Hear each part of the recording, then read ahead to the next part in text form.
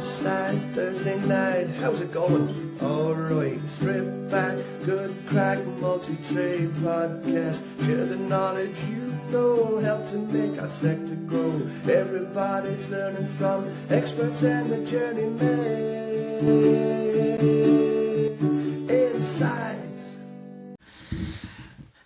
Right, we're back again. Season 9, episode 9.5.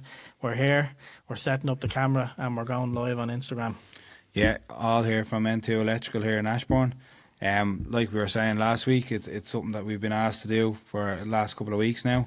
Just hadn't had the time to organise it, but yeah, really looking forward to jumping on with the lads on the Instagram lives. Yeah, it's just interesting to see what's going on out there, what people are doing, and if anybody's got any questions, throw them our way during this live and we'll be sure to answer them. Maybe not correctly, but we'll answer them. Yeah, look, we've had recent safe electric inspections, myself and yourself, the last couple of months, after checking and talking with inspectors about, you know, some of the ins and outs and some of the little nitty bitty bits that, you know, most people want to know about. We've asked the questions and we have the answers now, so yeah, let's jump into it. Yeah, like I always say, this podcast is coming to you, sponsored by Snickers Workwear Ireland. And also in association with Hager Ireland as well. Yeah, and like we always say, it's coming here from N2 Electrical in Ashbourne. And I'm Stephen Buckley. I'm Keith Delahan. Let's get into it. Let's jump into it.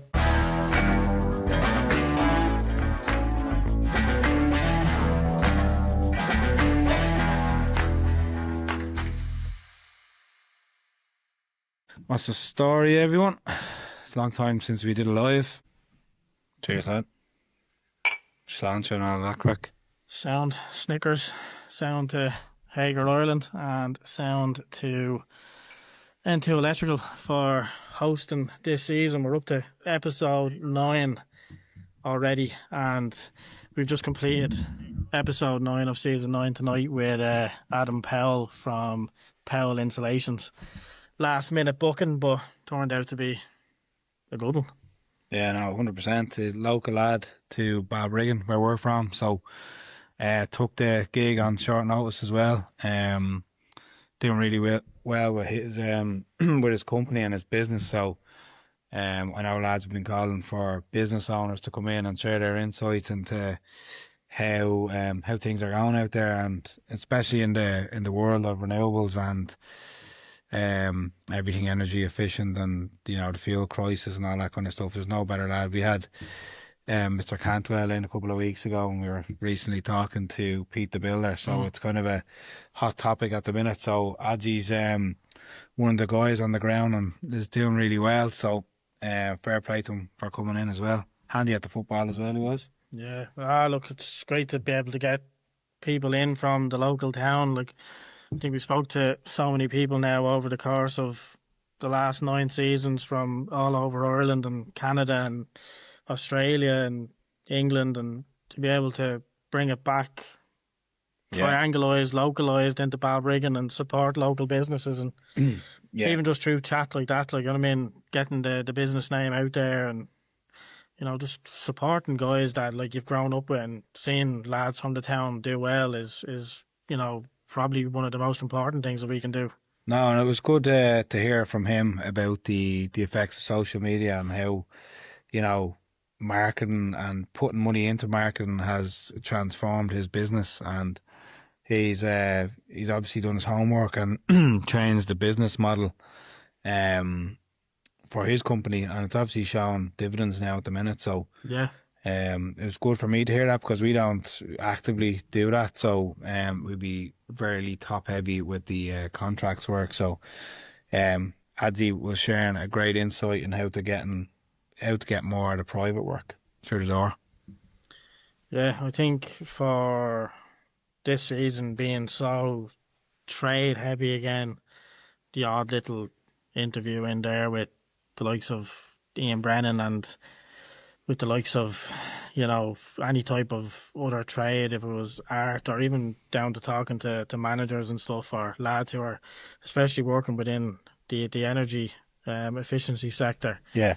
It's sort of been a game changer for us to be able to sort of develop and grow and learn as well, like through even the start of this season with Design Source and Adele and linking in with Adele and having conversations about, you know, being able to step out there in the RDS and have conversations with different, you know, avenues of levels to the game that, you know, you'd be controlling and setting up and installing the final product that these people are providing, you know what I mean? So Yeah. to be able to get talking to these people who are at the ground level, like who are creating, designing and supporting the industry from the ground up, like, is, you know, the amazing part, like, you know.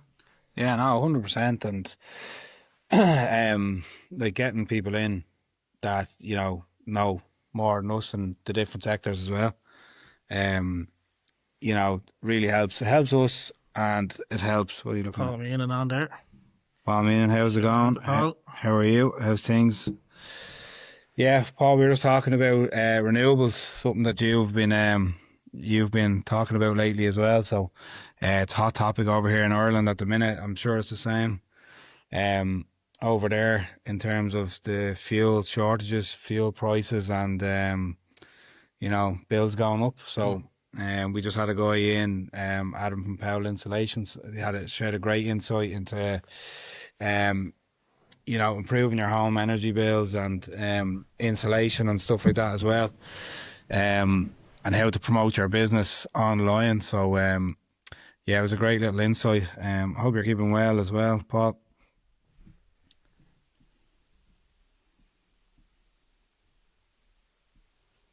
Literally a hot topic, gold rush at 20. Yeah, gold rush, but you have to be careful with gold rushes, don't you, Paul?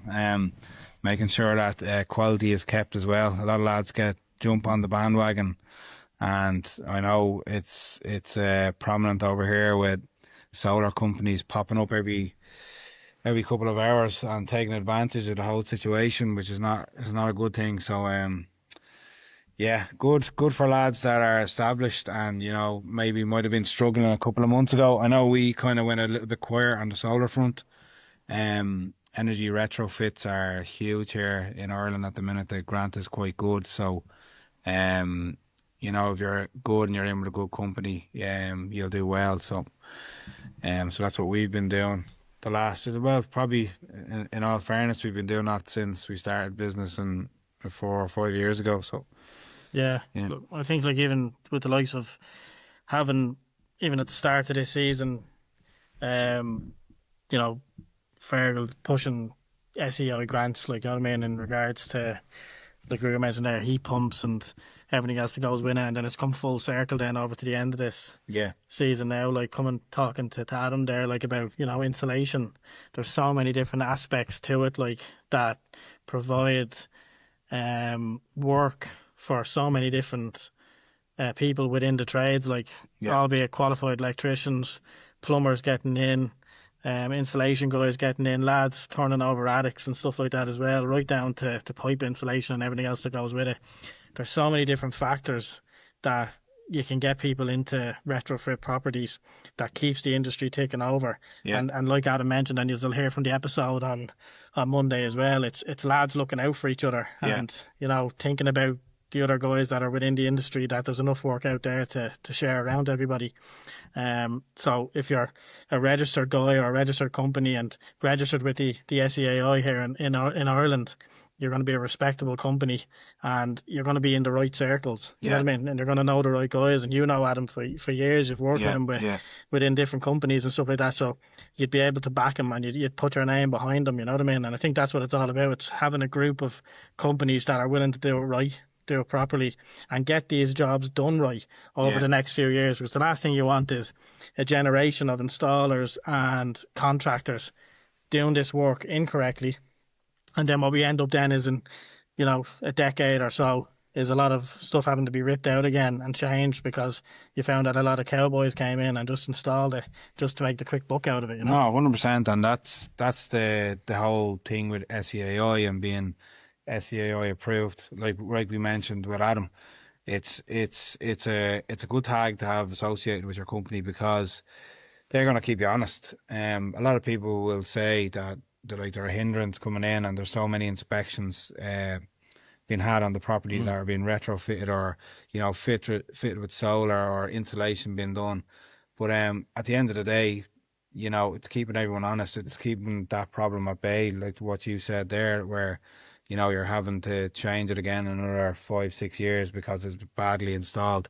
They've tightened up the ship there, and it's only beneficial, probably beneficial to us as well, because they're keeping you honest, they're keeping the jobs all 100%. You don't know which job is going to be inspected.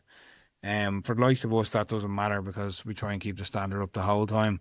I know most people will say that, but you know yourself, there's lads out there that will just throw a job in, collect their money and back out the gap, and it stops all that kind of stuff. So I think they've got a good system going. And then in terms of Safe Electric as well, we've had a recent inspection from one of the guys in there, and these jobs are also getting highlighted in there because obviously with the upgrades that are happening, there's a compliance thing where you have to check the properties and make sure they're ready for these retrofits electrically as well. So we had a visit from our inspector, and to be honest, it was a joy to have him on site.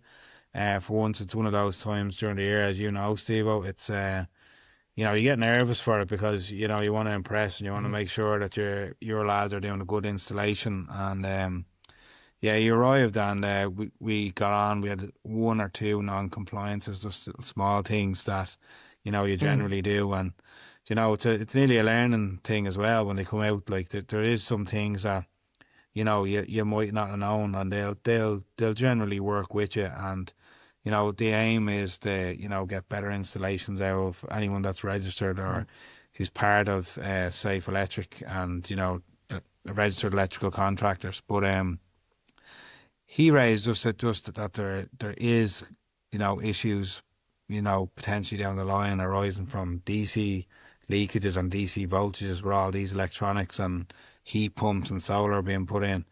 I thought that was a good and an interesting topic, and fair play to him. Like, he took the time with us to show us the effects of DC voltages on some of these appliances.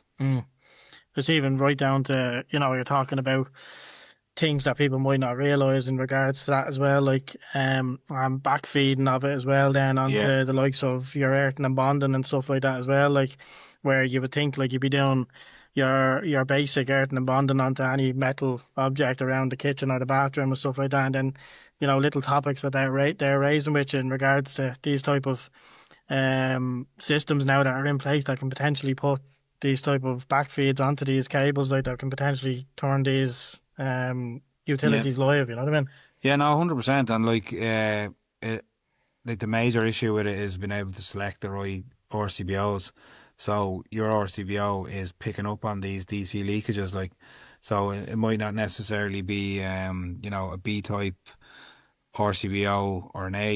You know what I mean? It's very selective, and it's just to make sure that your manufacturing guidelines are correct, because we were getting backfeed on, or a DC leakage on the positive or the neutral and the lives, not necessarily onto the earth, but obviously if it can back through earth, it's a more hazardous thing, because we're bonded into obviously sinks, metallic sinks and copper pipe work and stuff like that as well. So you're potentially going to pass a DC fault current down into the pipe work as well. If you're like, the thing is that you want your RCBO to function within the time period, but some of these RCBOs that the manufacturers are recommending might not necessarily trip as you'd expect. So it's an interesting one, and something we're probably going to see a bit more going into the future. So like what I said even there, like with the likes of ourselves now, like and we're hiring guys like in our company, like who are adamant that they want to do jobs right and do jobs properly, like, and we're providing all different aspects to remedial works and maintenance call outs, which is like for like replacements, but we'll also be doing like periodic inspections and fixed wire testing, like and you're coming across some of these sites like that have been fixed wire tested 5 years ago by previous companies and stuff, and you're looking at some of the results and some of I think the regulations in Ireland, I think if you go back to like 2006, potentially between 2006, 2008 or something like that, I think, like, I could be wrong with the quotes, like, but I'm pretty sure, like, you're looking at like RCBOs and a lot of circuits like becoming standardized, like, and being something that has to be protecting the circuits. And you're coming across a lot of these buildings like that, for a fact were commissioned well after that date, like, you know what I mean? And you're looking at socket circuits being protected by MCBs, and these are socket circuits that are in public areas, socket circuits that, potentially children or adults, makes no difference either way, that will be plugging potentially phones into, or public areas, tablets into, whatever, kids nowadays, it's the iPad generation, you know what I mean? Yeah. And it takes, something like that without that type of vital protection to, have somebody welded to a socket, you know what I mean? And, our lads are pulling it up and they're calling it, like, you know what I mean? And then they're doing the testing then post remedial works, they're changing these circuits out to RCBOs, and then what you're having then is tripping then, you know what I mean? Because the RCBOs are picking up faults within the circuits that wouldn't have previously tripped an MCB, you know what I mean? Because there's potentially earth leakage on it, like, you know what I mean? So you're only getting your overcurrent protection, you know what I mean, and your short circuit current protection. Where now you're getting your actual earth leakage faults, like, you're getting RCBOs tripping, like, which has raised another hazard then within the building, like, then, which then has to go and be assessed.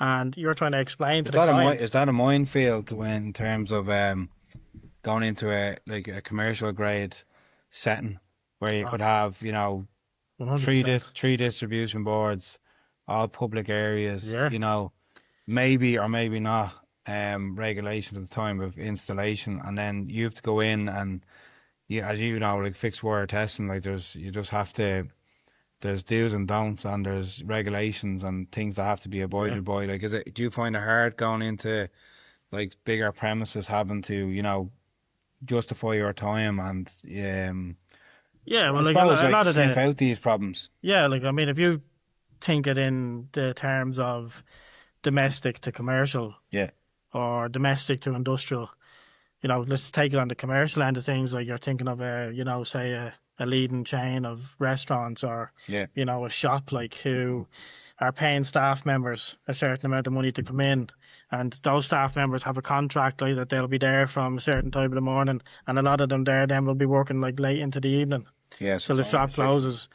You're trying to get those staff members to come in then earlier for out of hours works, because a lot of the shops, we can't come in and shut down anything during operating hours, like, because it's loss of earnings, you know what I mean? And when you look through contracts and stuff like that, a lot of these clients, like, when you're signing these contracts as a maintenance companies, they'll outline their average earnings within an hour. You know what I mean? So any downtime, like, within those hours, like, are accrued, like, through the maintenance companies who've caused it potentially, or who have not got it back up. So you're nearly signing over the fact that, like, if power goes down and you can't get that back up for them for any reason, like, you're signing it. It's like a fine on top of your contract. You're, you know what I mean? You're being held responsible for that time. So, but potentially you could be coming in, like, with a 7 a.m. start, like, and being expected to have the issue fault finded and remedial action taken in order to get the job back up and running, for their servers to be back up and running, their tills to be rebooted, and the shop to be open for potentially 8 or 9 in the morning. Or if it's a restaurant, they'll be looking to have, staff in and kitchens opened up and, pre-cooking starting and stuff like that. Is there an argument for yourselves being in there and obviously potentially part of the installation that's not safe, that you've a reason to be there and you've a reason to have the power off, like, to be held accountable for time and loss of earnings is probably a bit rich, considering what you're in there trying to make installation safe, like, and like the byproduct of fitting an RCBO is it's going to show faults that weren't in plain sight. But it all comes down to, if like, taking it back to the domestic and commercial end of it, if somebody's power goes down domestically, potentially they lose Wi-Fi. but potentially they'll still have, 5G on their phone Yeah. or 4G on their phone at the least. Yeah. You're taking it back to a commercial shop like who potentially has no tills operating because you're working on a board that doesn't have different sections to it with individual, local isolators that you can. Now you walk into a lot of industrial jobs like, and you can actually isolate certain sectors of the board like, and you can work on the small power or the general Yeah, services. yeah. It's the way it should be, yeah. Where it should be, but some of the boards, they could be basic boards, and you have to shut down the whole board like in order to work on it. Especially with these type of jobs like where you are coming in and you are seeing, like I mentioned there, which we've come across a lot lately, MCBs protecting socket circuits like, and these socket circuits are in public places like, And it's easy for anyone else to say, oh well, can you knock off that section of the board, Yeah. or knock off that circuit and work on it, but Yeah. we're talking about Yeah. panels the size of a door entrance. Yeah. You know what I mean? But that's And it's an open panel, and it's uneducated, and they're not supposed to be educated in it. That's the point. Like, the managers of the stores like have their work to be worried about. Like, so at the end of the day, they don't have the knowledge. Just a hindrance, you're just in there, and the power is down, and they want it back on, and you're trying to relay the whole safety aspect of it, and making sure that the work is done correctly, making sure that there's enough time and there's enough effort put into it that when it's all put back together at the end of it as well, that it's put back in a safe manner as well. So it's not up for them to learn and know that. You can only explain it to them in layman's terms and hope that they have an understanding with it. But at the end of the day, there's so many different levels to it, like from the manager to the regional manager to, the HQ that they're coming back to. Yeah. And every level of that, like, wants an answer. They want the time, they want an ETA, and they want to know when that power is coming back on. And if it's not coming back on within a certain amount of time, there's going to be implications to that. It puts the extra pressure on, There's a man in the chat that knows about timelines, Tom Kindrigan. Oh, there you go.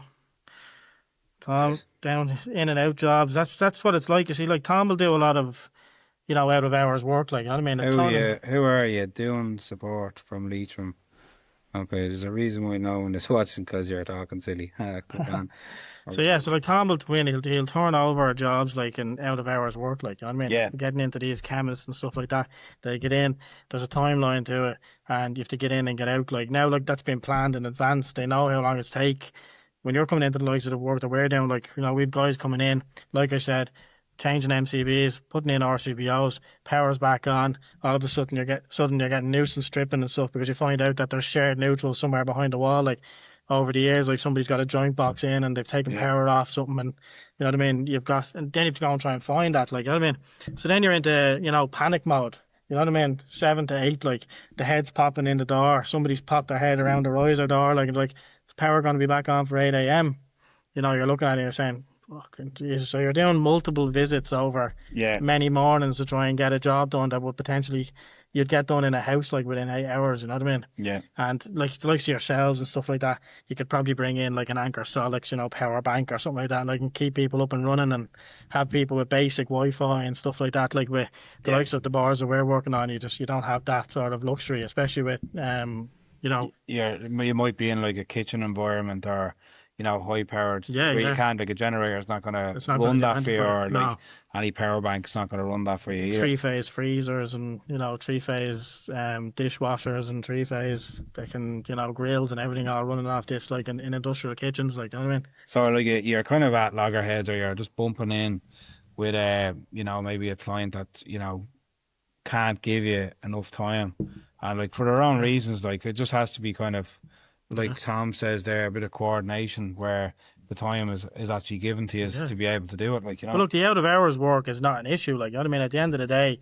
if a client is willing to make an effort and say, look, we'll come in out of hours, and the shop will be open for you, and you have a plan in place, and we let them know, once you give us this continuous amount of hours to get the job done, it'll be done, and But like, the added pressure that people put on you with timelines, especially in those like high sort of expectation environments, like of having everything back up and running.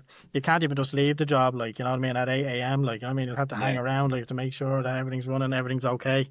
And it is, it's a fairly stressful environment to work in. I think a lot of people think, like, the maintenance game is a game that you move into when you're coming to the latter end of your career. Like Yeah, you just yeah, get yeah. into changing light bulbs and stuff like that. But I think that's changed over the last few years. Like I think there's probably not enough in maintenance and hard services now, like in order, because there's so many different companies out there now providing that same um, service. You know what I mean? Yeah. And in order to probably be ahead of them or stay one step ahead of them, we're starting to see now a lot of maintenance company looking to offer more of the install work. You know what I mean? Yes, all works right. So Your it's hands nearly work it's a more back out of thing. You know what I mean? I would have saw a lot of electrical companies that I would have done my time with. I won't mention their names, like, but a couple of them now I would have seen them being heavy on the install at the start, Yeah. and a lot of the maintenance stuff then was just money on the side. You know what I mean? You'd be offering the emergency lighting then on the side. Now you see them going the opposite way. You know what I mean? There's a lot of them doing the maintenance aspect of it, and they're having to get back into the install end of it now. Like, you know what I mean? Because it's too hard to everybody's sort of racing each other to the bottom. Like, you know what I mean? Trying to beat each other. Yeah, beat on price and time Yeah. and stuff like that. But there's Jay Carr there and Allo Electrical. They're all looking for the double time Yeah. for after hours work. So anyone Yeah. looking for after hours work, want to pay double. Jay's Go- out there go to replacing all Jay. the Garros. Yeah, he's on he's replacing all the Garros. Yeah, and he's out cruising at the minute. I think I don't know Yeah. if he's back or Well, Tom's right there. Like, see that there? Like, it's prep and coordination. Like, so prep, with coordination. Sparks. I don't like the way he's after singling us out there. I Well, feel look- a bit of discrimination there. you know what I Yeah, mean? well, look, I mean, Feeling triggered. at the end of the day, if there's preparation, coordination, it's great. Like, when it's a last minute remedial call out, like, and there's nobody there until Yeah. a certain time, it's a bit of a different story. But Jay's one of the better lads. You see him online, for the call outs and emergency call outs. Like he could be out on a Sunday, no problem. Like fixing burnt out Garrow MCBs or whatever. But look, it's just something that has to be done, isn't it? And it comes with, like, most lads will have 24-hour service, but they'll only say 24 hours between 9 and 5. So it's good to be able to offer that service. We've had to do it loads. Just back off the Hager cruise. Good man, Joanne's trolling us there. See that? Joanne. Because most of the work involves sparks, so you do with plumbing. Yeah, you need good sparks. I think who works with Tom is O'Neill's. Yeah, O'Neill's get yeah. the dig out. Yeah, he's up for an award. Big now. shout out to Gary. Yeah, Gary's up for an award. So's Henry Dean. Yeah, Up for a two lads Sparks here again. Hungry for the awards, fuckers. Yeah, I'm gonna give them a run for their money next year. Don't care. The Electrical Magazine Awards coming around again. There's a Fair couple play, of boys. Well done. A couple of other names. Katrina there. O'Connor as Katrina well. O'Connor. Yeah. Shout out to her. Best of luck. When is that taking place? I think it's June, as far as I know. It June. was last time for us, wasn't it? Like, so. Yeah. It's good to see. It's good to see the lads having something to work towards every year, and Yeah. it's a lot of that stuff is. Like what we were saying there, it's a bit of culture and a bit of standard. Like, exactly. you're not winning those accolades by doing shite work, basically. So Yeah. well done to the lads and the Instagram pages and stuff, and updating people on what you're doing. Well, there you are. Like Brilliant. Tom was saying there, it's not really a sort of a hit upon electricians. Like, he's saying it's because most of the work involves the sparks. Like, That's true, yeah. so looks at him, like, you'd have a crew there working with him, you know what I mean? They look after the whole fabric end of it, like, and the plumbing aspect of it, like, but you've guys there who are, working properly, like, getting the sparks in and doing it, you know what I mean? I've walked through a local shopping centre, and I'd see, the DIY lads, you know what I mean, up on top of the ladders, throwing in the cables themselves, like, so it's good to be able to see lads there actually utilising. They're pulling in the trades and the proper trades. Yeah. Yeah, no, it's brilliant. But any other news on your front, Sibo? No, just easing my way into this new job, assistant manager of the mobile team in Mighty, and Good man, Keto McNally, Desi, how's it going? yeah, just the stress that comes along with it. I'm ringing you now with the stress is more than you ringing me. Yeah, well, this is your new role. You're stepping kind of more into, I suppose, my world in terms of having to really look after people and coordinate, and it's the principal duty holder position it's not an easy one to take on, because you could have, like in your company there, I'm sure you have 20 odd lads where you're the sole responsibility, all that falls on you. Like, if they do something wrong, you're the principal principal duty holder. I don't know how to say that one. Yeah. PDH. I'm so scared about it. But yeah, you're having to, you're having to check their work. Like the buck stops with you, so that's the hard thing about it. Well, so Ross there now, he's said it can be difficult to dumb down issues so the client can understand. And yeah, like I've had that issue this week, like where you'll have a client reaching out by email, they're looking for information, they can't understand why, certain issues weren't there before, but they're there now, and the last people on the job were us, like, so obviously we've caused the issues.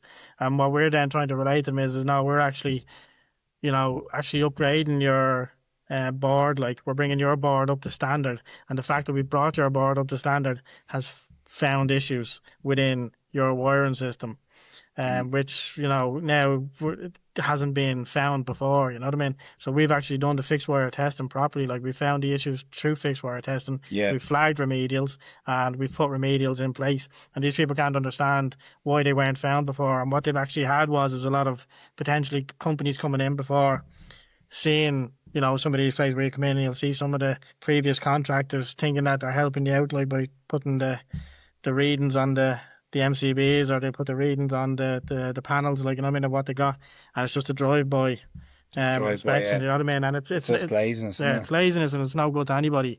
So yeah, like you have to be willing to, stick your neck out, I think, even in the position I'm in, and deal with the clients head on and tell them what the expectations are, but not try to maybe suffocate them so much with technical aspects of it, because then they just feel like that, in a sense you're trying to, trade mansplain to them in a certain way, and they've no understanding of it. So yeah, be as layman as possible with the information that they're given, and I think then they'll have that bit of respect for you as well, that you're just trying to do your job, they're coming in trying to do their job, and at the end of the day we're all just looking to get paid at the end of the month, and provide for our families, Yeah, well there's a question to Jay and Desi, like, do they find, like, in terms of that type of work, are you finding it hard to price and get PIRs, periodic inspections on, I know, Jay, you're doing a bit of mains upgrades and stuff. We do that as well for a company. Do you find it hard to get a customer to agree to a PIR before like a major installation is going in? We're having a bit of issue on the solar side. I know installing heat pumps on EV chargers, where we're sent in to do a PIR, and people don't understand why. It's like, why can't we not have solar like everyone else? Like, but you could be in a house from the 1930s. Like, and no earth rods or nothing, no earth rods, undersized mains, no RCDs. The cabling system is more than 35 years old. The list goes on of things that, are potential hazards as we have to put down. We're just trying to keep them safe. Yeah, and look, and most of the time it's the wiring system can be okay, insulation resistance is good, like, and then you're just looking to get mains upgraded, all the bonding done properly. Ross has a question for you there. Ross, when you say mains upgrade, is that just the main tails from the ESB fuse to the board? It can be both, Ross. Depends on what supply the customer has in at the moment. We're doing a job, we're looking to upgrade a customer's looking to get a heat pump and a solar inverter put in, and battery storage and stuff, and they actually have an 8 kVA supply. Like, I actually didn't know we had still had 8s on the record, like, but it's free supposedly to get upgraded to a 12 kVA, and then it's €4,000 for this customer to upgrade to a 16 kVA supply. Where you would have thought, like, it's on the ESB side, that's up to them to keep their cable up to regulations. Like, everyone knows what's going into the houses now. Like, even that 8 kVA. But who's paying for it then? You know what I mean? Customers paying for it. No, but I'm saying, like, you think it's ESB. Who keeps the ESB going? Yeah, it's the government. It's the government and us anyway. Yeah, it's the taxpayer. You know what I mean? I know, but to put the price on the one singular person, is a bit heavy when they're kind of invested in getting energy upgrades done to their They're house. trying Like they're to, getting, they're trying to be ahead of the efficient, curve, efficient and stuff. Yeah. But I thought that one was interesting. Is that just upsizing the incomers? You're upsizing on the customer side, which is us, the electricians. So obviously 16 square or 25 square if it's needed, depending on the size of the house. But it's also been upgraded on their end as well. So it can be both at times, Ross. And it's like what Desi says there. Desi saying that we're getting a lot of companies requesting PIRs before they cover. or even a renewal, Well, that's what it all comes down to. And you'll see that even with a lot of hard to give clients. A lot of clients will only want the PIR done literally just to get the insurance across the line, and they've no care, like, you know what I mean. And what we're seeing a lot as well is a lot of companies as well over here that would be surge is important as well. A lot of upgrades as well, but you'd have a lot of companies over here, especially retail companies that would be British-based companies working or trading in Ireland, and a lot of them will be covered by UK insurances. And what they do is they'll actually send NOIAC electricians over from the UK to Ireland and test an Irish-based site over here to NOIAC test and standards, which is obviously not too far off what an Irish one was, but you'll have like NOIAC stickers on the boards, and you'll have British standard test record sheets and certificates left. NAPIT and NAPIT and NOIAC or whatever it is, like here over in Ireland. And you're coming in like, and you're trying to tell the client over here that it's actually not worth shite like to Irish regulation, like, you know what I mean? Yeah. And they have no understanding of that, but that cert has gone back over to the UK, and because it's just a leg of the British contract, they feel like that, that gets them over the line with their insurance companies in the UK, you know what I mean? Yeah. Which is quite dangerous as well, because even right down to the likes of emergency lighting, I don't know, maybe Richard Cockerline is on there, he might be able to say, like, but what we're seeing is a lot of these British electricians that are coming over, or contractors that are coming over and working in these stores that are British stores just in Ireland. Like, they'll be doing emergency lighting systems, and they'll all be on the fish keys, Yeah. And there'll be no automatic reset switches. So under the emergency lighting within the Irish standards of emergency lighting, you have to have an automatic test switch. And a fish key is not classed as an automatic reset test switch, because you actually have to manually reset it. So you have to have a CTU there, or you have to have a controller that will automatically reset it. Do you know what I mean? Yeah. So you'll get a lot of the stores that we have over here with all fish keys. So we're sort of making a bit of money off that in regards to remedials going around and flagging that they need to have, CTUs installed. So that's it. There's a lot to be like. We could be quite level on par, like, in regards to a lot of the standards and regulations, which we found out when we were on eFix over there. Yeah. But there is still some slight differences when it comes to the nitty-gritty end of some systems that go into place over here, Yeah, like appliance isolation in the kitchens and stuff like that. It's a nightmare for electricians over here, that regulation, but when you explain it to a customer and you actually talk about what it does, you know what I mean? It's actually a no-brainer. So that's something that they can learn from us, and then what we can learn from them is probably the solar batteries being installed in the loft spaces. Like, it still hasn't come into regulation here. Obviously, it's it's suggested that you don't put them in the attic space, but you can put it in once you have a walk board over, and then your fire retardant board and all that kind of stuff around it, and you have your 350 mil around most inverters and batteries, you're good to go, like, so. Would you send your PIRs into Safe Electric? Yeah. Yeah. Like, it's not requestable though, isn't it? Like, I don't think you have to. There is a sheet for them, yeah. So you can send them in. Like, it's... Is it in the small print though that it's not? Like, the fixed wire testing is, but I think the PIR, the periodic inspection report, I don't know if it has to be. There is a sheet for them. Yeah. There is a sheet for them, yeah. So there's a rip out for them. Like, right. There's 3 sheets, so... that sort of puts a bit of honesty on it then as well, doesn't it? It does, and it's they're wanting to see, like, a test record sheet as well for the same. Yeah, Do you know what I company mean? and with it. Yeah. Yeah. Look, you can go in. It's kind of frowned upon, but you can go in depending on the installation. Like you can note down that this is 75% of it because maybe some areas aren't Yeah, accessed. So that's more of a cover thing. If you Yeah. can reach and test 100% of it, you do it. Like we We get that even with a lot of, like I mentioned there, that harping on about the English, sites that we look after over here. Like you'd get a lot of that, and I've rang you about it before, like where it's like a 20% or 50%.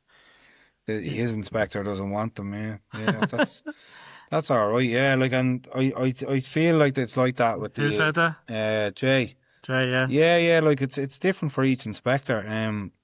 Like he's telling us to send them in and with a test record sheet. Like, Yeah.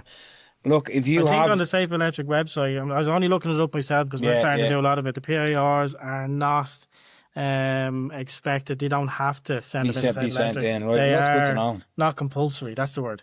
It's not compulsory. You give the copy to yourself and a copy to the client, and you have the option to send in the pull out to Safe Electric. Yeah. Well, that's good. Yeah, there is one there for them. Am I right in saying that though? I think There is one a there for them. There's a colour there. It's like the Cert 3 as well. They don't expect you to send. If you're doing a Cert 3, they don't expect you to send in the. I'd expect that test they'd want you record. to send it in if you found something that was a hazard or something. No, the Cert 3 itself has to be sent. The Cert 3 has to but be. you don't have to send in the PIR report. the test record sheet. Yeah. But the If PIR if they report, request it, you have to have it for them. Yeah, but it's not required. you'd have to have it filed. Yeah. No, it's an interesting one, like, because And like with most of the PIRs we're doing, and Jay will probably second me on this. We're doing good PIRs, if that makes any sense, because we're testing it. I think Jay does the same. He's testing and inspecting on the fact that solar might be going in on EV. Yeah. So we're doing it for the bigger companies. So it's giving them a clear path to go in and do their job. Yeah. So basically, we're making it good, and then it's getting the second ones over by that company as well. Yeah. So we're going in, and like, God forbid we missed something or there was something covering something. They're going in and doing an installation as well. So they're actually testing their end of it and then doing an overall installation resistance. So if you get it wrong, the fallback will come on you. Yeah. It's got the double check. But essentially, when they leave the board, they were the last at it, and they were the ones that should have done their due diligence. Yeah, so fuck them then after that. But like, that's covering yourself as well, because you don't know who they have working for them. Yeah. They go in, and Jay will know this, like, from some solar companies that go in. They'll go in and pull the board apart, and sometimes the regulation is not there. No. And like, usually after we're finished the PIR, we'll put a tamper sticker on. Yeah, that covers it. Yeah, it's like, we were here last. You ripped the sticker, you were here last. Yeah. See a lot of people doing that now on Instagram. There's people, making their own stickers like the way you were. Obviously, Safe Electric have their own ones, but it's a good practice to have there, just to make sure that even in domestic end of things, just that somebody there. I'll throw in a bit of cable myself, so I can connect up a shower circuit or whatever it is, like, because I know how to do it because I watched it on YouTube. You know what I mean? Just covers you, like, as you said, like, you're the last registered contract on site, like, so if anything happens, you're the one getting the call, like, you know what I mean? Yeah.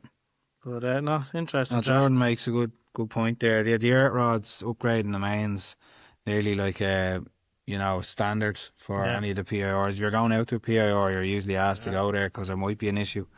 Keep it right down to the basics of it, like, you know what I mean? We've had a conversation, like, with our Safe Electric inspector, and this was one that was thrown up with us because yourself, like, you'll go in, like, and you'll be testing in a house, like, and I think when any testing is going on, you have to test the RCDs.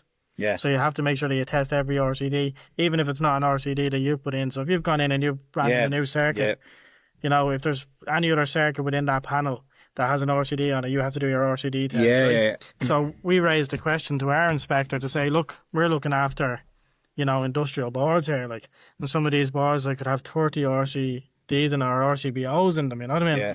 And we expected, because we ran in a new circuit of our own and we've tested our own circuit and we're standing over our own circuit. See, this where your end of the game gets complicated. So I raised it to them and I said, are we expected to go and test every single RCD and RCBO in that board? Because we cannot price for that. we cannot price for that time, like, because somebody wanted an extra socket in, or a socket circuit ran into a snooker room for a breakout room for their staff or something, you know what I mean? So he actually went what's away. the answer with that? Went away, and within the hour, like, he rang us and he just said, no, look, in fairness to you, you've raised a good point there. There's no way that, there's actually no legislation in there, like, on your sector of what you're working in and what the expectations are for you for something like that. So he said the basic thing is that if you're going in, you're testing your own circuit, you're covering your own circuit. If you can do manual tests on certain things. Then, is he? No, but you can do manual checks, but there's a lot of critical circuits that you just can't test on. Just a push test on the LCD. But you couldn't do them all because some of the circuits are critical loads, it could be critical loads. So he said the main thing is you're walking around, you're, like Jordan's you've mentioned there, you're confirming your earths. You know what I mean? You're confirming bonding. You know, go into the plant room, check, water heaters, check bonding, like, between, like, the spur and the tank or whatever it is. And just confirm your bonding, confirm your earths. Run around with a wander lead and just go on. Just get your confirmations on the earth at least and test your circuit, and you should be covered. Like, there's no expectation. So he said it was a learning curve for him that we raised that. He said actually no other or a maintenance company has asked that, like, you know what I mean? Afraid to ask, though. Potentially, yeah, but, like, at the end of the day, you're just trying to... He's the same inspector, and I have to say, he's very approachable, and he's on, like, if you ring him, obviously, if he's at an appointment, he'll ring you back, and he'd help you out, so... Jay mentioned one day the new Mega plug-in tester. Now, I've got that as well, and it's class. I was using it. It's great, like, you know what I mean? Your fault What's that giving checks. you? Your fault loop impedance? Yeah, what else it you can do your RCD trip times. And will it do the times? Yeah, will it trip it out? We'll do everything for you. But the only thing I was getting with that, Jay, and you might be able to write in the comments there on that, somebody raised it with me and said, so we're running around with that. Can you use that during a fixed wire test? Because there is no serial number on it. You know what I mean? So if you're using your Mega to go around and do your normal tests, and you have your fixed wire test sheet out and your CER3 or whatever it is for any circuit that's going in, and then you're accompanying your serial number across all your tests, but you've done maybe some of your tests with that plug-in tester, can you actually use it and stand over it to say that you use it? Because you can't calibrate it. Or can you calibrate potentially, I don't know, maybe you can, but you can't serialize it to say no serial number that this is what I used. Maybe I could be wrong on that, but that's just something that was raised to me. Well, it is very new, like, it's only out the last couple of months, isn't it? Maybe that's something we need to look up, actually, and just have a quick chat about that as well, because I've been using it, but I haven't been using it for official testing. I've been using it for going in and actually just going around. You know, if somebody's asked you a quick test, like, yeah. You know, if you're going in for a bit of remedial work and you were trying to find a fault or something, you know. Yeah. But it's a good one to have. But there's a lot of good interest on the chat here today. I think we should do this more often. But I guess we'll wrap it up. Yeah, 100%, lads. We might actually just do, like, there's a lot of electricians there. I think we might just do an electrical one. Yeah. Maybe once every 2 weeks. See how lads. And if anybody wants to join, they can join. Yeah, I just use it for small works after installing sockets. That's what I do. Yeah, 100%, Jay. Yeah, that's exactly me. But yeah, well, I don't. I'm too mean to buy it. So. Fair play to you guys. See you, lads. Right.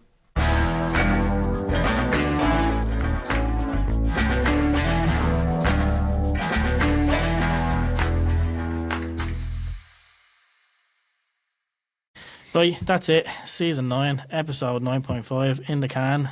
Instagram Live is turned off, and a lot of great insights there from the community, not just from electricians, but from other tradies and apprentices and HVAC and everybody. So yeah, great to get people involved, and just great to get talking to the community. Yeah, no, 100%. And like, we had the usual lads that would jump on with us, Jay, Tom, and then we had Paul Meenan from the UK, always an avid listener, and likewise on our end. I love the stuff that he does, so it's great having you on. It's actually a privilege having you on. It's a bundle of knowledge.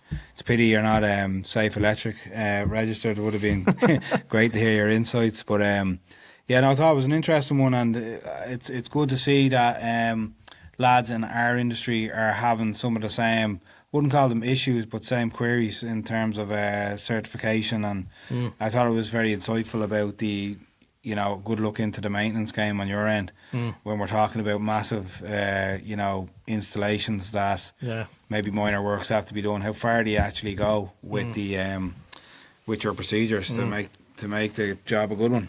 Yeah, it's good just to compare, you know what I mean? Because at the end of the day, although the trade is the same, the sectors and the environments aren't, like, so I guess it's a good stepping stone, I think, this type of chat, like, for maybe future episodes down the line, that we might get a bit more of a structured live going and get people involved in the podcast. Yeah, no, and it's good for the likes of myself that wouldn't do much maintenance work, to see if that was a potential path for our company to go. That, you know, we're learning all the time. It's no use us being on here with maybe 5 domestic lads. We also had Desi on, who was like, you know, just throw me an offer. Throw you an offer, yeah, get you in. Yeah. But yeah, Desi jumped on. Obviously, he'd be, you know, he'd have foot in the door with both ends of it. So it was great to hear his insights as well, and Jay as well, brilliant, and Jordan for jumping on as well. Yeah, 100%. Like I said, catch us next week for the final episode. It's going to be a good one. It's going to be good to be able to wrap up our first season here in the new headquarters of the Strip Back podcast out here in N2 Electrical in Ashbourne. Big massive thank you as well to Hager Ireland for the support that they've given us on season 9. And then always, and I really mean always, a great pleasure to represent Snickers here on the podcast. Lindsay and all the team in there and Snickers and Hulta Force Group have been brilliant to us. So massive thank you to them as well. Yeah, like we always say, if you liked what you heard, head over to wherever you get your podcast, give us a like, follow, comment, and you'll be surely notified then when the next one drops. Take it easy. Take it easy.